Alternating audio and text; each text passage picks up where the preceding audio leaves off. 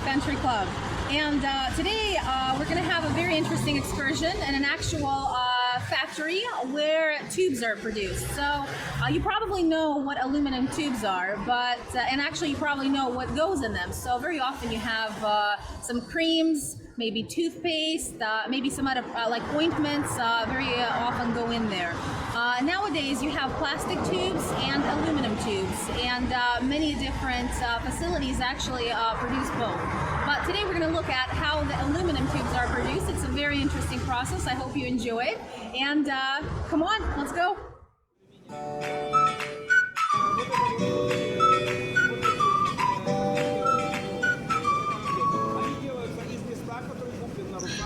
Each aluminum tube begins its journey with just a little tablet. So these aluminum tablets are used to produce the tubes that the director of this factory is holding in his hands.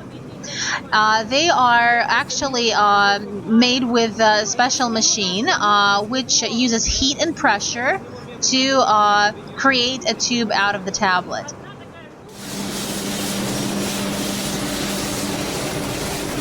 Вот эти таблетки готовы к тому, чтобы из них произвести трубу. So tubes will be made from each one of these tablets. One tablet equals one tube. In the process, the tubes go through several heating ovens, have an inner coating applied to them, and become soft and pliable in order to be able to squeeze them out for future use. After that, the nozzles are cut and adjusted, and they go through the part of the assembly line which applies the needed paint coats on in order to show the final design of the tube. And then the last step is the application of the caps, which is in fact incredibly fast. Here we can see the scraps left from the tube production. They're then remelted and made into new tubes.